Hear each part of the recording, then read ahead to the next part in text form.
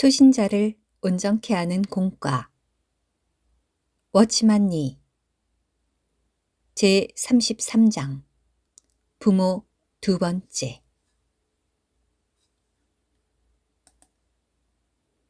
2.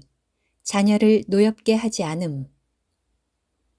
다섯째로 바울은 우리에게 부모는 자녀를 노엽게 하지 말아야 한다는 한 가지 중요한 사실을 보여준다.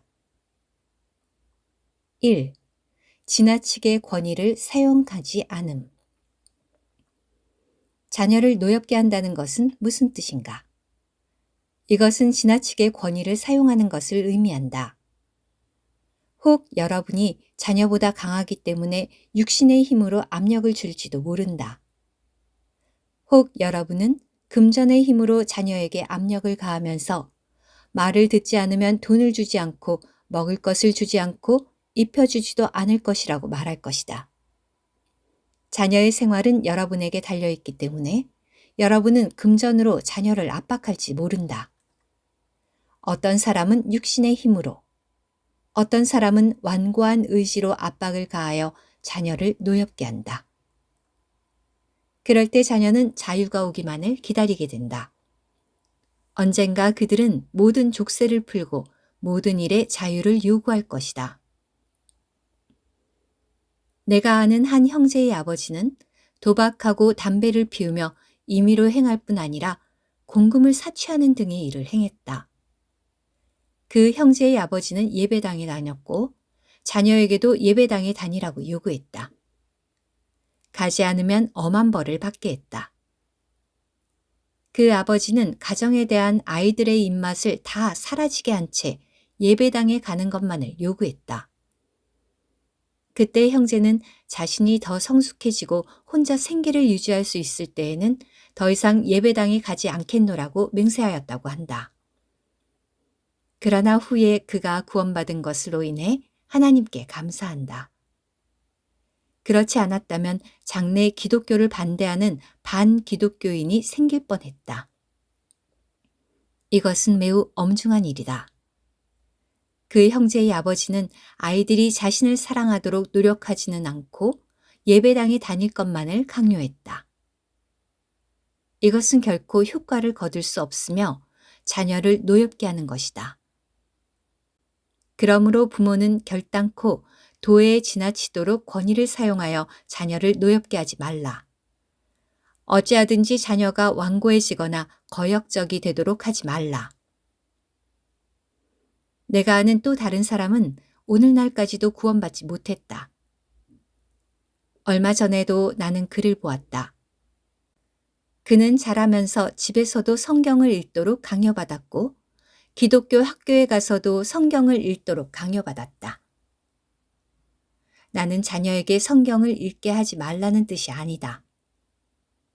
내 뜻은 여러분 자신이 먼저 자녀의 마음이 끌리도록 본이 되어야 한다는 것이다. 여러분이 그들에게 주님의 귀함을 보여주지 않고 강요만 하는 것은 효과가 없다. 성경이 극히 과격한 어머니가 있었는데 이름뿐인 그리스도인이었다. 그녀는 아들에게 성경을 읽으라고 강요했으며 기독교 학교에 들어가라고 강요했다. 어느 날 그의 아들은 어머니에게 언제 성경을 읽지 않을 수 있느냐고 물었다. 어머니는 아들에게 중학교를 졸업한 후에는 안 읽어도 된다고 말했다. 그가 중학교 졸업장을 손에 쥐던 날, 그는 3권의 성경책을 뒤뜰에서 불태워버렸다. 여러분이 자연스럽게 자녀의 마음을 끌어야지, 그렇지 않으면 자녀가 화만 내고 아무것도 하지 않겠다고 하는 것을 보게 될 것이다. 여러분은 자녀가 좋은 자녀가 되기를 바라겠지만 그들이 자유로워질 때에는 여러분을 거역할 것이다. 이것이 자녀를 노엽게 한 것의 결과이다. 여러분은 자녀를 노엽게 하지 말라. 여러분은 자녀에게 사랑과 온유가 있고 간증과 매력이 있는 부모가 되기를 배워야 한다. 또 한면에서 그들에게 지나치게 권위를 행사하지 말라.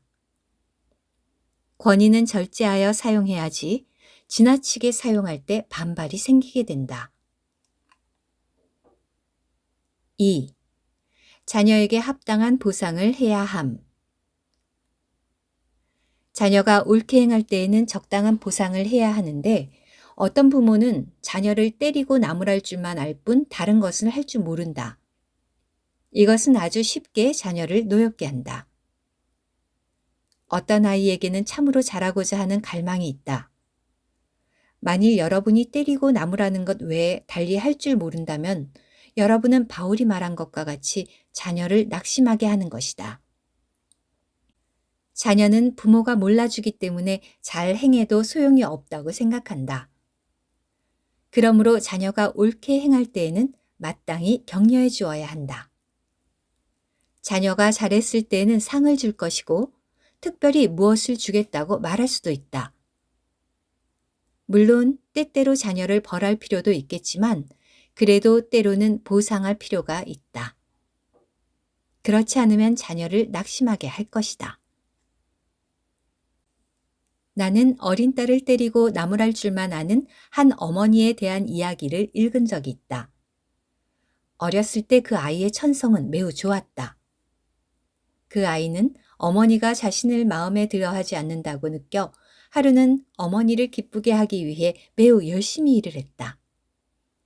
저녁이 되자 그녀의 어머니는 딸의 옷을 갈아입히고는 침대에 재우고 그냥 가버렸다. 그녀는 어머니를 큰 소리로 불렀다. 어머니는 무슨 일이냐고 딸에게 물었지만 딸은 아무 말도 하지 않았다. 어머니가 가려고 하자 그녀는 또 소리치며 어머니를 불렀다. 어머니가 또 무슨 일이냐고 묻자 딸은 어머니, 제게 할 말이 없으세요? 라고 했다. 이것은 배번 씨가 한 이야기이다. 어머니가 가고 나서 그 아이는 2시간이나 울었다고 한다. 이 어머니는 너무나 무감각했다.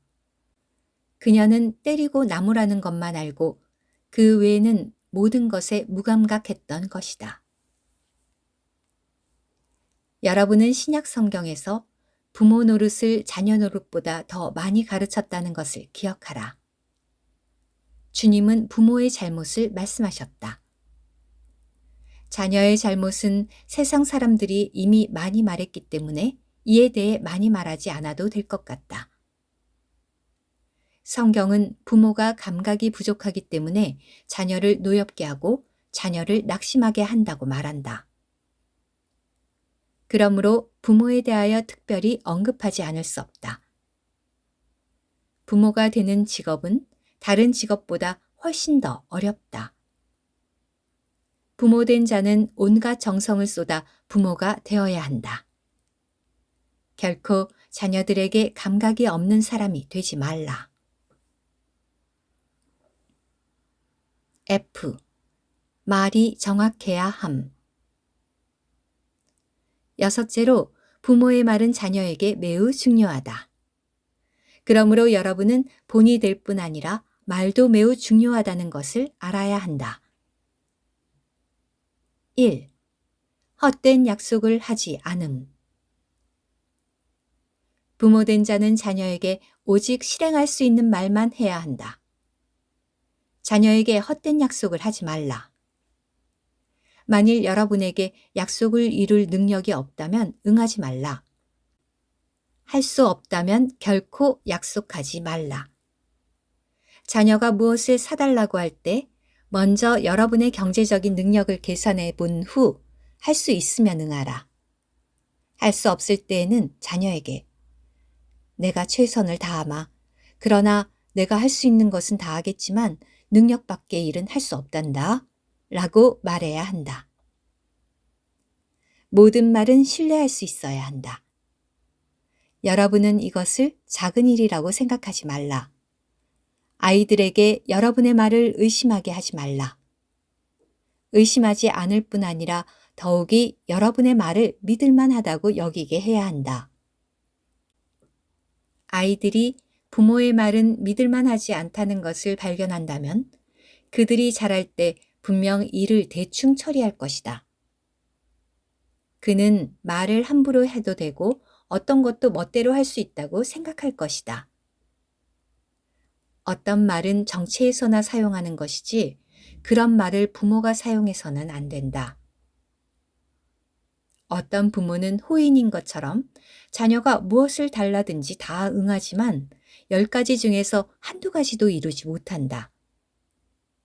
너무 좋은 답변은 오히려 자녀를 낙심하게 하는 결과를 가져올 뿐이다. 그러므로 할 수 있는 일만 골라서 약속해야 하고 못하는 일은 약속하지 않는 것이 낫다. 분명히 해줄 수 있는 일이 아니라면 해줄 수 없다고 말하라. 말에 정확해야 한다. 2. 일단 명령을 내렸으면 실행하게 함. 때로는 약속이 아니라 명령을 할 때가 있다. 여러분이 자녀에게 어떤 일을 시킬 때 일단 입을 열었다면 반드시 실행하게 해야 한다. 그들이 여러분의 말은 여러분의 뜻을 내포한다는 것을 믿도록 해야 한다. 많은 경우 여러분은 적절한 명령을 주었지만 여러분 자신이 그것을 잊어버린다. 이래서는 안 된다. 자녀에게 이번에 하지 않아도 다음번에 하기만 하면 된다고 말하지 말라. 만일 그렇다면 여러분은 아이들에게 어려움을 주는 것이다. 그러므로 여러분이 기억을 하든 못하든 일단 말한 것을 아이들이 지켜야 한다는 것을 보여주어야 한다. 여러분이 한 번 말한 것을 100번이라도 말할 수 있어야 한다. 한 가지 일에 대해 입을 열어 말했다면 모든 일에서 변함없이 말할 수 있어야 한다. 우리는 그들에게 어려서부터 명령이든 약속이든 이에 관한 말은 모두 신성하다는 것을 보여주어야 한다. 가령 한 예로 여러분이 한 아이에게 매일 아침에 방을 청소해야 한다고 말했다 하자. 여러분이 어떤 말을 하든지 반드시 먼저 아이의 능력을 고려하고 그 말을 시행할 수 있는지를 고려해야 한다. 오늘 청소하지 않았으면 내일 다시 청소하라고 해야 한다.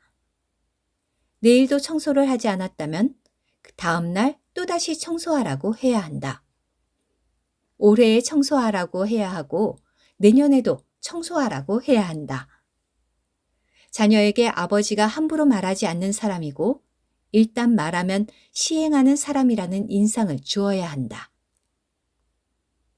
만일 여러분의 말에 신뢰성이 없다는 것이 아이에게 발견된다면 여러분의 말은 즉시 허공에 뜨게 된다. 그러므로 여러분이 말한 모든 말에는 실제와 원칙이 있어야 한다. 3. 과장된 말은 즉시 바로잡아야 함. 말이 과장되었을 때에는 기회를 잡아 아이들에게 여러분이 언제 한 어떤 말이 과장되었다는 것을 보여주어야 한다. 말에는 정확성이 있어야 한다. 여러분이 소 2마리를 3마리로 말했거나 5마리를 8마리로 말했을 때에는 즉시 바로잡아야 한다. 아이들에게 말할 때에는 자주 바로잡기를 배워야 한다. 여러분은 좀 전에 말한 소는 3마리가 아니라 2마리라고 말해야 한다. 아이들에게 말이 신성하다는 것을 보여주어야 한다. 가정에서의 모든 것은 그리스도의 인격을 세우기 위한 것이어야 한다. 여러분 자신부터 말의 신성함을 가져야 한다. 또 아이들이 말할 때에도 말의 신성함과 정확성을 알게 해야 한다. 여러분 자신이 잘못 말한 것에 대하여는 분명하게 그것을 시인하여야 한다. 이렇게 할 때 여러분의 자녀는 말의 신성함을 배우게 될 것이다. 많은 부모들은 말할 때 셋을 5으로 또 2을 3으로 바꾸어 임의로 말하는데 이것은 가정에 좋지 않은 본을 세우고 자녀에게 말의 신성함을 부인하게 하는 것이다. 이 어려움들은 모두 가정에 주님에게서 받은 훈련이 부족한 데서 비롯된다. 여러분에게 주님의 훈련이 필요하고 또 자녀를 이끌어 주님께 훈련받도록 인도하는 것이 필요하다. 최소한 그들에게 말의 신성함을 보여주어야 한다. 약속은 진실해야 하고 명령은 수행되어야 하며 말은 정확해야 한다. 이럴 때 아이들은 어느 정도 합당한 훈련을 받을 것이다. G. 주님의 훈계와 권고로 자녀를 양육함. 일곱째로는 주님의 훈계와 권고로 자녀를 양육하는 것이다. 주님의 훈계란 무엇인가? 곧 어떤 사람이 되는가를 말한다. 여러분은 자녀를 이방인이 아닌 그리스도인으로 여겨야 한다. 주님의 교양은 무엇인가? 주님의 훈계는 그리스도인으로서 어떻게 행해야 하는가를 말한다. 주님의 의도는 우리의 모든 자녀가 그리스도인이 되는 것이다. 우리의 자녀가 구원받지 않은 이방인으로 남는 것은 주님의 의도가 아니다. 여러분은 그들이 다만 그리스도인이 아니라 좋은 그리스도인이 되도록 계획해야 한다.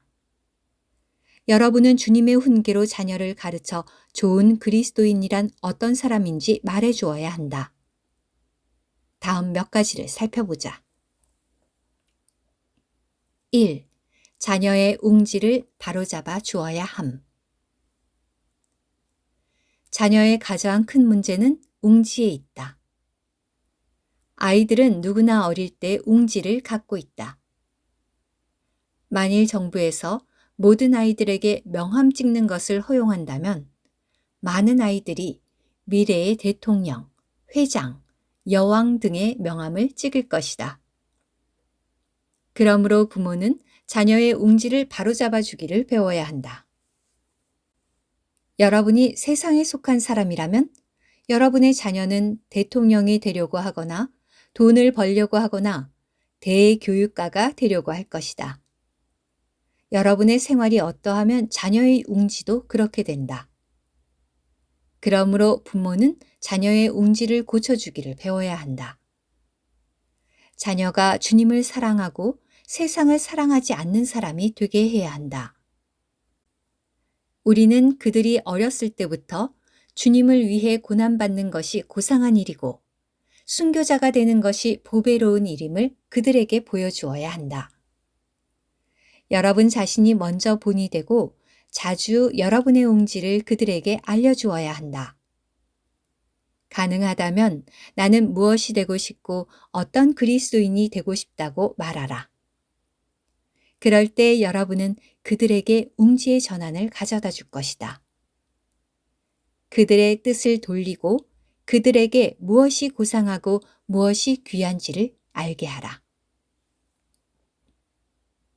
2.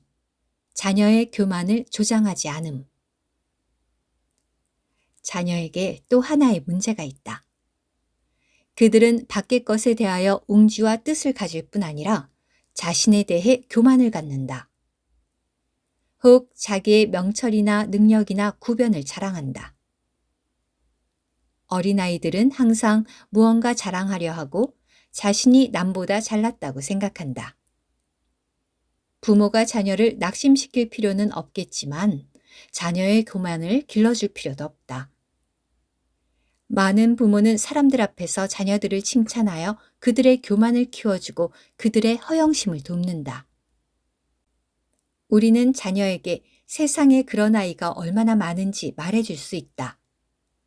여러분은 결코 자녀의 교만을 조장하지 말라. 우리는 주님의 훈계와 권고로 그들을 가르쳐야 한다. 그들은 마땅히 사상을 가지고 구변을 가지며 능력을 가져야 한다.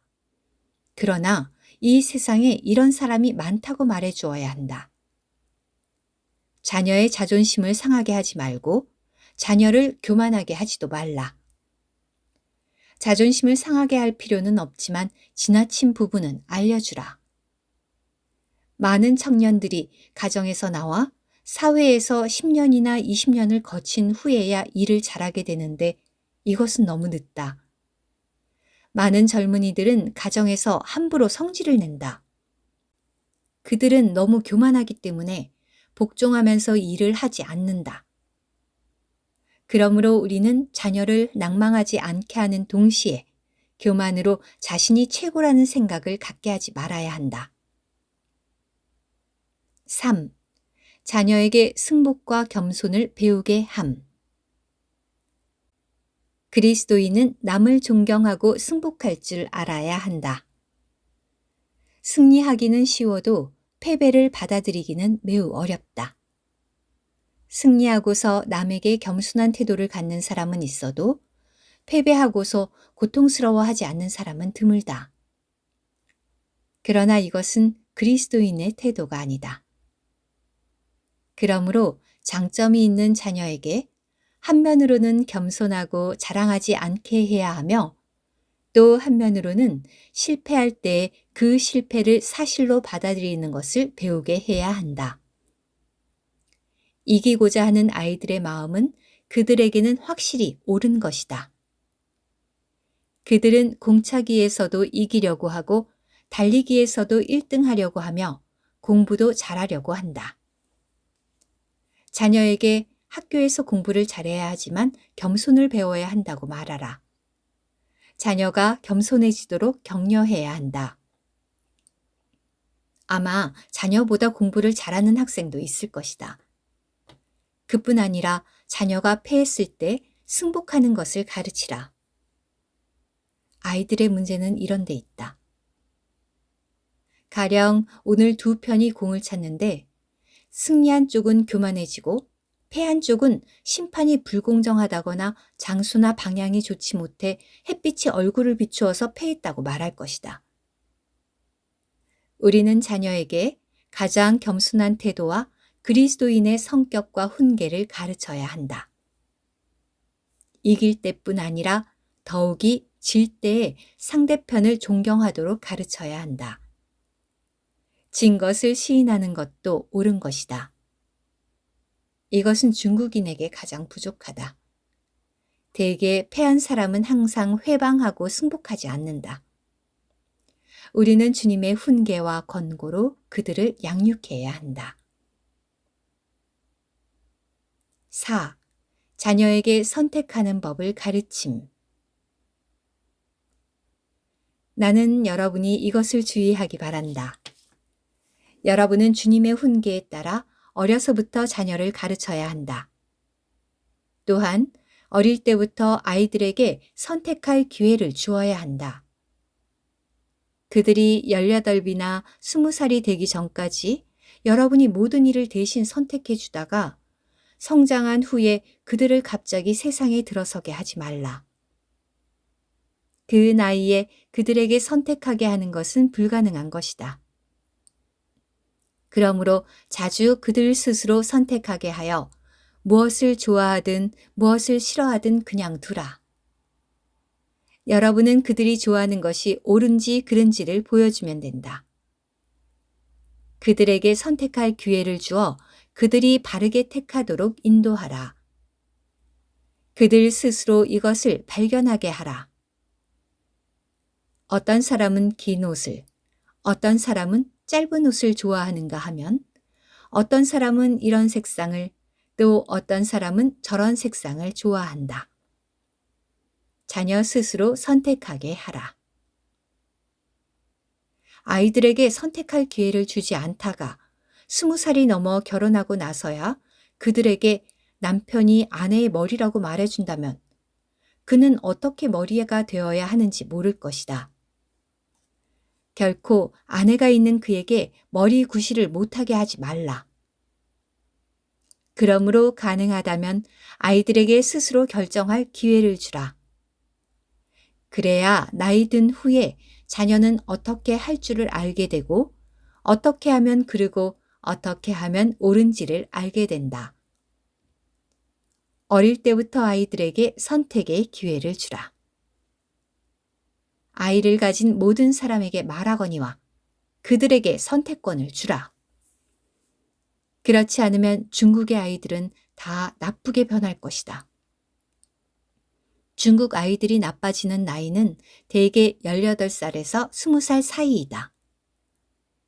전혀 기회를 주지 않았기 때문에 기회가 주어질 때 임의로 행하게 되는 것이다. 우리는 주님의 훈계로 그들을 이끌어 주어야 한다.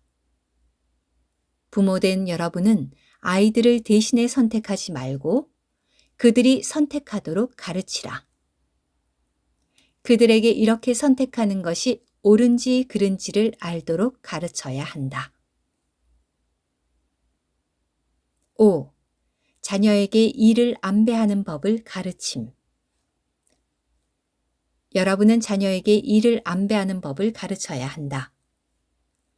여러분은 그들에게 자기 물건을 관리할 기회를 주어야 한다.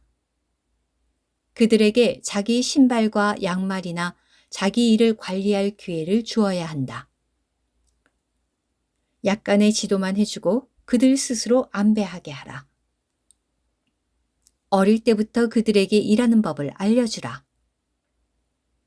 많은 부모님들은 자녀들을 과잉보호하고 어떻게 그들을 훈련해야 하는지 모른다. 그렇기 때문에 어떤 젊은이는 일을 어떻게 시작할 줄도 모른다. 그리스도인으로서 우리는 반드시 그들이 일을 안배할 수 있도록 이끌어 주어야 한다. 주님께서 교회에게 은혜를 주셨다면 구원받은 수 가운데 적어도 절반은 믿는 자녀에게서 나오고 다른 절반은 바다, 즉 세상에서 건져 올려져야 한다. 만일 바다에서만 건져 올리고 우리의 자녀 중에서 들어온 자가 없다면 교회는 강건하지 못한 것이다. 바울 시대에는 사람들을 직접 세상에서 건져냈지만 다음 세대인 디모데 같은 사람은 믿는 가정에서 나왔다. 사람들이 세상에서 들어오기만을 바라지 말라. 여러분은 디모데 같은 제2세대가 들어오기를 바라야 한다. 물론 하나님의 복음은 세상에서 사람들을 구원해내는 것이지만 디모데 같은 사람들도 인도해야 한다. 이렇게 하기 위해서는 디모데를 온전케 해주고 주님의 훈계로 양육하고 잘 자라게 이끌어주는 외조모 로이스와 어머니 유니게 같은 사람들이 필요하다. 그래야만 교회가 풍성하게 된다. 그렇지 않으면 풍성해질 수 없다. 그러므로 어려서부터 그들이 배우고 관리하도록 일을 조금이라도 안배해야 한다. 자주 가정집회를 열어 그들에게 일을 돌아보게 하라. 집안에 물건을 배치할 때 그들에게 어떻게 배치해야 좋은지를 물어보라. 부엌에 물건을 배치할 때 그들에게 물어보라. 그들에게 일을 처리할 줄 알게 하라. 남자든 여자든 그들에게 일을 처리하는 법을 가르쳐야 한다. 그럴 때 그들은 좋은 남편과 아내가 될 것이다. 그러나 오늘날에는 어떤 상태로 변했는가? 마땅히 어머니가 돌보아야 할 딸들을 오히려 교회가 돌보고 있다. 마땅히 아버지가 돌보아야 할 아들들을 교회가 돌보고 있다. 사람들이 교회에 들어왔기 때문에 교회의 일은 가중되었다. 왜냐하면 부모들이 좋은 그리스도인이 되지 못했기 때문이다. 할 수 없이 교회가 복음으로 그들을 구원한 후에는 이 집 저 집의 일들까지도 돌보게 되었다. 그리스도인 부모들이 자녀를 양육하는 책임을 잘 감당한다면 이 아이들이 교회 안에 들어올 때 절반의 힘은 절약될 것이다. 상하이에서 나는 많은 일들이 주님의 일꾼들이 할 일이 아니라 부모가 할 일이라고 느낄 때가 많았다. 부모들이 자녀를 잘못 가르쳐 세상에 떨어지게 했기 때문에 이제 우리가 그들을 구원하고 또한 가르쳐야 하므로 많은 일들이 부과된 것이다. H. 자녀가 주님을 알도록 이끌어 주어야 함. 8째로 우리는 자녀가 주님을 알 수 있도록 인도해 주어야 한다. 가정의 제단은 확실히 필요하다. 구약에서 장막과 제단은 연결되어 있다. 바꾸어 말하면 가정과 하나님을 섬기고 하나님께 드리는 것은 서로 연결되어 있다는 것이다.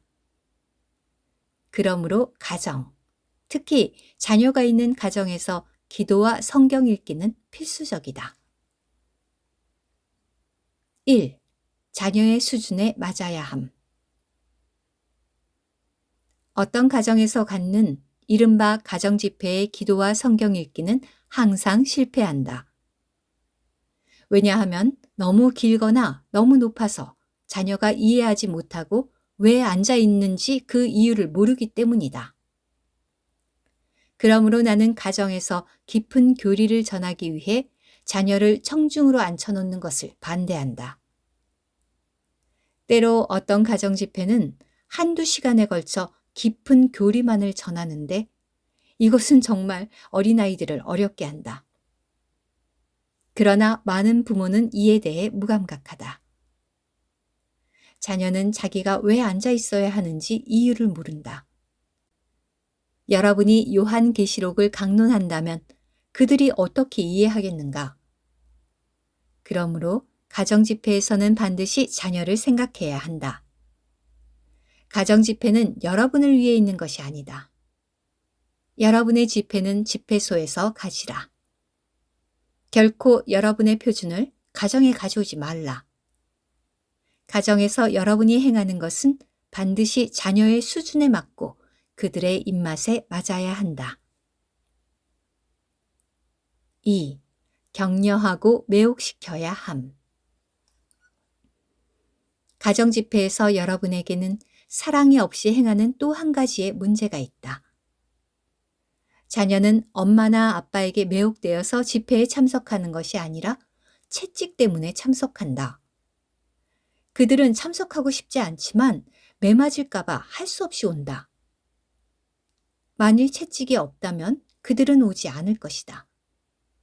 이렇게 해서는 안 된다. 가능한 한 때리지 말고 그들을 매혹시켜서 집회에 오도록 격려해야 한다. 그들이 가정집회를 갖지 않는다고 해서 때리지 말라. 한번 잘못 때리면 일생토록 문제가 된다. 그러므로 가정예배에서는 부모된 여러분이 자녀를 매혹시켜야 한다. 결코 그들에게 강요하지 말라. 강요의 결과는 매우 좋지 않다. 3. 아침 저녁으로 가정집회를 가짐. 가정집회는 아침 저녁으로 두 차례 갖는 것이 가장 좋다. 아침에는 아버지가 이끌고 밤에는 어머니가 이끈다. 아침에는 좀 일찍 일어나야 할 것이다. 아이들이 아침을 먹고 학교에 간 후에도 부모가 아직 일어나지 않아서는 안 된다. 만일 자녀가 있다면 좀 일찍 일어나야 한다. 그들이 학교 가기 전에 그들의 시간을 조금 할애해야 한다. 집회는 짧고 살아있어야지 길어서는 안 된다. 아마 10분이면 충분할 것이다. 15분을 초과하지 않는 것이 좋다. 15분보다 많아서는 안 되고 5분보다 짧아서도 안 된다. 아이들에게 한 절씩 읽게 하라.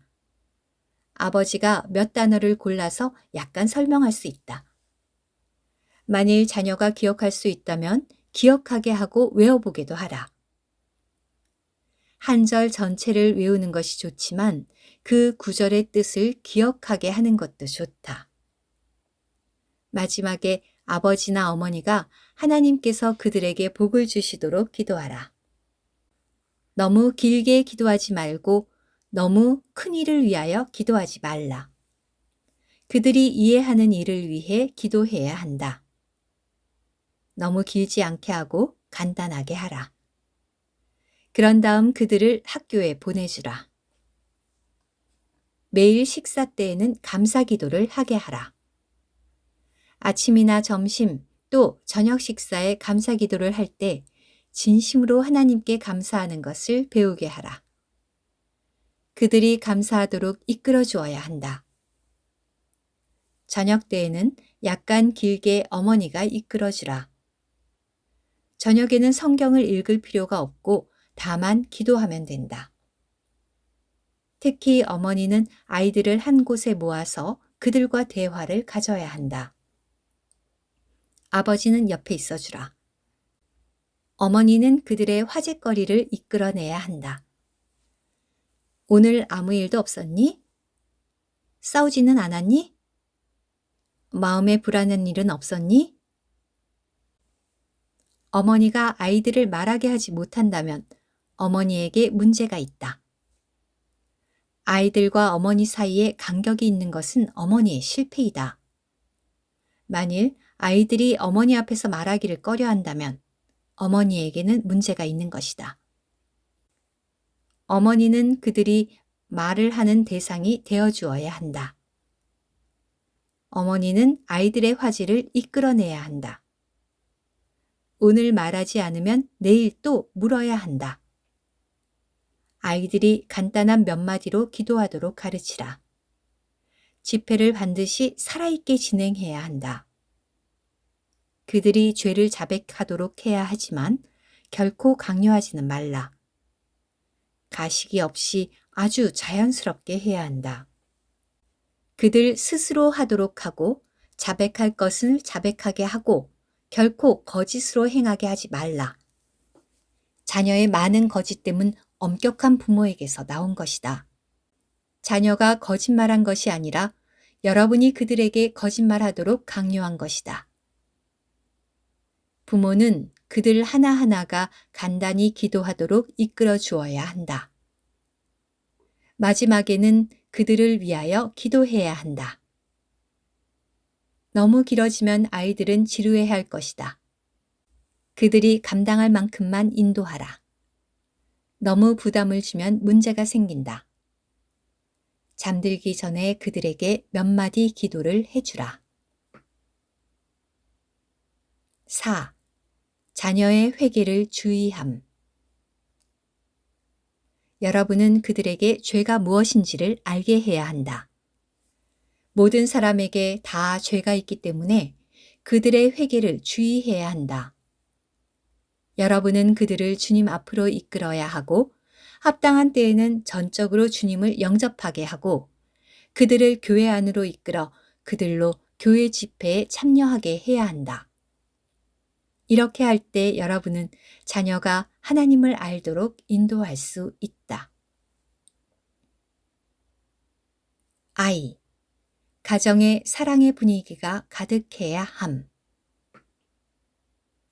9번째로, 가정의 분위기는 마땅히 사랑으로 가득해야 한다. 사람의 심리가 비정상적이고 사교성이 없는 것은 사랑이 없기 때문이다. 자녀의 미래는 전적으로 가정의 분위기에 달렸다. 자녀가 어렸을 때 가정에서 사랑의 돌봄을 받지 못한다면 그들은 완고한 성품과 단독적인 성품과 거역하는 성품을 갖게 된다. 많은 사람들이 남들과 잘 지내지 못하는 이유는 바로 그들 가정의 사랑의 분위기가 결핍되었기 때문이다. 다투고 싸우고 때리는 소리밖에 들리지 않는 가정에서 성장한 사람은 비정상적이 된다. 어려서부터 이런 가정 환경에서 자란 사람은 자연히 남들과 떨어져 지내게 되고 사교적이지 않게 된다. 이런 사람은 다른 이를 경시하게 된다. 자기가 남보다 못하기 때문에 오히려 자신을 위해 나팔을 불고 자신이 남들보다 더 커지기를 바란다. 열등감이 있는 사람은 누구나 자신을 높여서 남과 평등하게 하려고 한다. 사회가 다루기 어려운 강도나 반란자 같은 사람들은 어렸을 때 사랑을 만지지 못한 사람들이다. 그들의 성품은 뒤틀리게 되고 자라서 모든 사람을 향하여 등을 돌리게 된다. 이런 사람이 교회 안에 들어올 때 많은 어려움을 준다. 나는 종종 교회 안의 일들 중 반은 마땅히 부모가 해야 한다고 느낀다. 그러나 오늘날 좋은 부모가 부족하기 때문에 결국 그 일들이 우리에게 떨어졌다. 그러므로 새로 믿은 형제들은 반드시 자녀를 잘 길러야 함을 보기 바란다. 가정에는 기쁘고 온화한 분위기가 있어야 하며 참된 사랑이 있어야 한다. 이런 가정에서 자랄 때 자녀들은 정상적인 사람이 된다. 부모는 반드시 자녀의 친구가 되기를 배워야 한다. 결코 자녀에게 생소하고 접근하기 어려운 사람이 되지 말라. 친구는 출생하면서부터 되는 것이 아니라 사귀어야 한다는 것을 기억하라. 여러분은 자녀와 친근하고 그들을 돕기 좋아하며 그들에게 문제가 있을 때 여러분에게 알려주게 하고 약할 때 여러분에게 부탁하게 해야 한다. 그들이 약할 때 남들에게 부탁하는 상황이 되어서는 안 된다. 그들이 실패할 때나 성공할 때나 여러분에게 알려야만 여러분은 쉽게 접근하고 부탁하는 좋은 친구라 할 수 있다. 약할 때 여러분을 찾고 성공할 때 여러분에게 알릴 수 있어야 한다. 우리가 그들과 친구 같아야 그들이 약할 때 우리를 찾고 도움을 청하게 된다. 보좌에 앉아서 심판할 것이 아니라 도와주어야 한다. 일이 생길 때 그들을 도와야 한다. 여러분이 그와 앉아서 함께 상의할 수 있고 그가 친구를 찾듯 여러분에게 찾아올 수 있어야 한다. 부모는 가정에서 자녀의 친구가 될 수 있을 정도로 부모 노릇을 해야 한다. 이런 부모가 합당한 부모이다. 자녀가 어렸을 때부터 여러분은 이것을 배워야 한다. 내가 여러분에게 솔직하게 말하거니와 자녀가 여러분과 얼마나 친근하고 여러분에게 얼마나 접근하는가는 처음 20년 동안 여러분이 어떻게 그를 대하는가에 달렸다. 만일 20년 동안 자녀가 여러분을 친근히 하지 않는다면 34세가 될 때 여러분을 친근히 할 리가 없다. 그는 점점 더 여러분을 멀리할 것이다. 많은 자녀들은 부모에게 가까이 가기를 싫어한다. 자녀는 부모와 친구 같지 않고 조금도 부모와 사귀지 않는다. 문제가 있을 때에는 죄수가 재판관 앞에 오듯 부모 앞에 온다. 부모는 자녀에게 문제가 있을 때 먼저 그들에게 알리고 그들을 찾아올 정도로 자녀에게 신뢰를 갖게 해야 한다. 그럴 때 가정의 문제는 상당히 적어지고 또 쉽게 해결될 것이다. 제2. 체벌 문제. 열째는 체벌의 문제이다. 자녀가 잘못을 범했을 때 벌을 내리지 않는 것은 그릇된 것이므로 반드시 벌을 내려야 한다. 1. 자녀 때리기를 두려워해야 함. 그러나 벌 주는 것은 가장 어려운 일이다. 부모는 마땅히 자기 부모 때리기를 두려워하는 것처럼 자기 자녀 때리기를 두려워해야 한다. 자기 부모를 때릴 수 있는 자녀는 하나도 없다. 자기 부모 때리는 것처럼 자기 자녀 때리기를 두려워하기를 배우라. 2. 때려야 함. 그러나 또 한 면에서 때리는 것이 필요할 때가 있다. 잠언 13장 24절은 이렇게 말한다. 매를 아끼는 이는 자식을 미워하는 것이나 자식을 사랑하는 이는 일찌감치 징벌한다. 이것은 솔로몬의 지혜이다. 부모는 마땅히 회초리로 자녀를 때려야 하며 때리는 것은 필요하다. 3. 옳게 때려야 함. 때리되 옳게 때려야 한다. 결단코 성질을 부리고 화를 내면서 때리지 말라. 어느 누구도 화를 내면서 아이를 때려서는 안 된다. 화를 내면서 때린다면 여러분에게 문제가 있다. 자녀가 문제를 일으킬 때 화를 내면서 때린다면 여러분도 맞아야 한다는 것을 알라. 하나님 앞에서 여러분의 화가 제해져야 한다. 여러분이 화를 낼 때 결코 아이를 때릴 수 없다. 4. 자녀에게 잘못을 지적해 줌.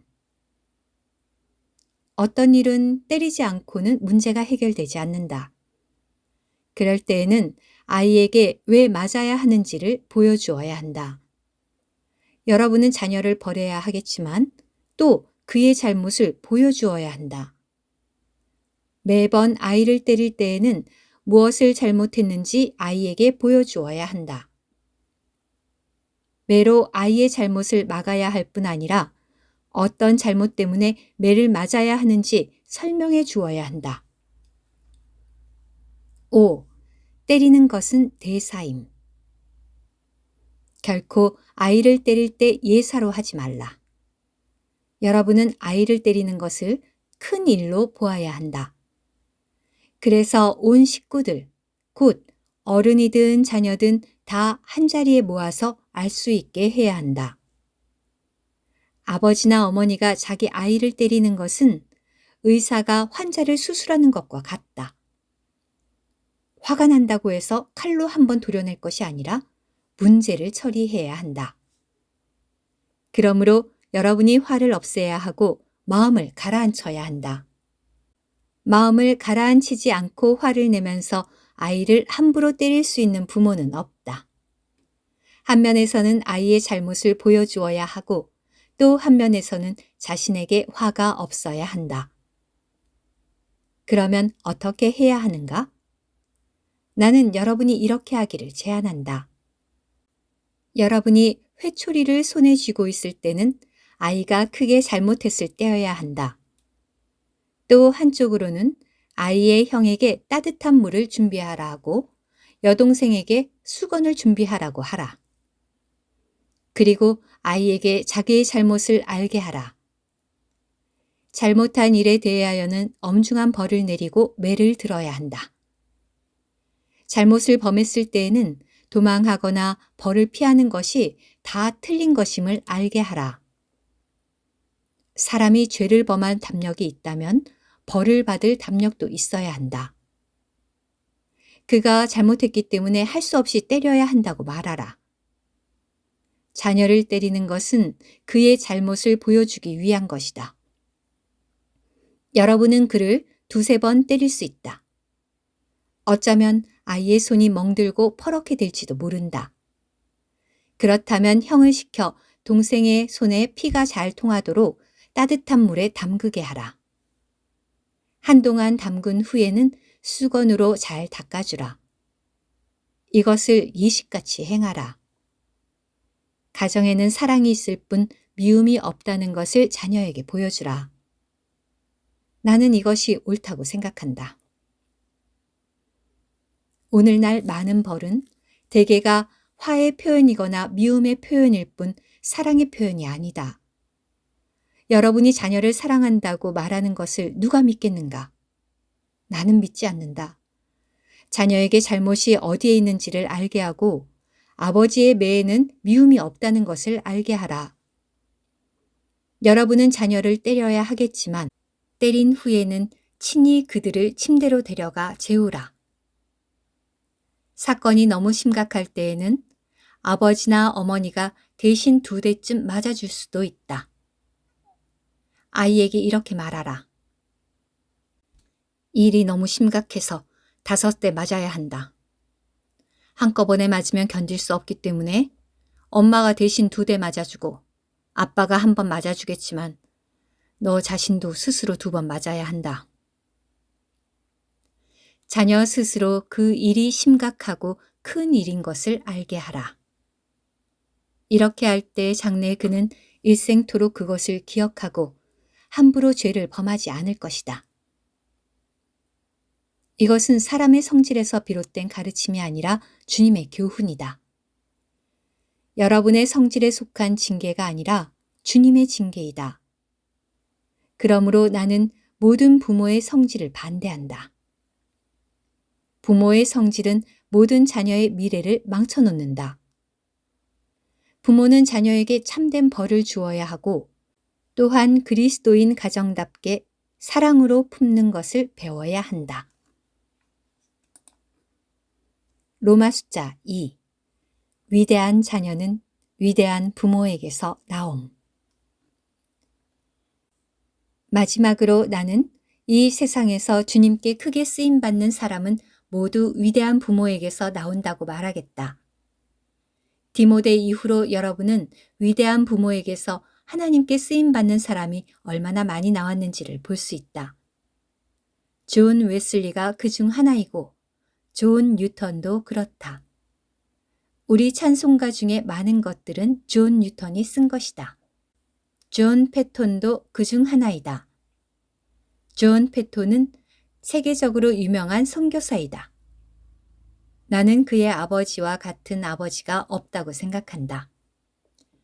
페토는 늙었을 때 이렇게 말했다. 제가 죄를 범하려고 할 때마다 항상 아버님과 어머님이 저를 위해 기도했던 것이 생각났습니다. 그는 집이 가난했고 침실과 부엌과 골방이 각각 하나밖에 없었다. 그는 또 말했다. 매번 저는 아버님이 골방에서 기도하고 탄식하는 소리만 들어도 떨었습니다. 그분은 우리의 혼을 위하여 기도하고 있었습니다. 나이가 든 지금까지도 아버님의 탄식 소리를 기억합니다. 저에게 이렇게 좋은 아버님을 주신 하나님께 감사합니다.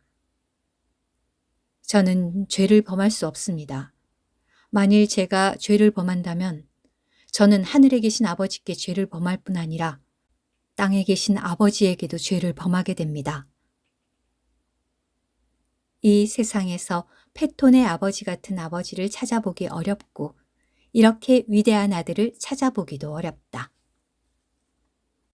이 세대의 부모가 모두 좋은 부모라면 우리의 다음 세대에 얼마나 많은 강건한 형제자매들이 나올지 모른다.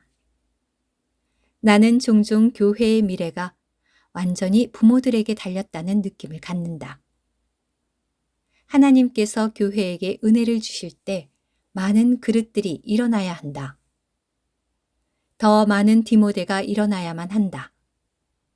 이 말은 세상에서 사람을 구원하지 말라는 것이 아니다.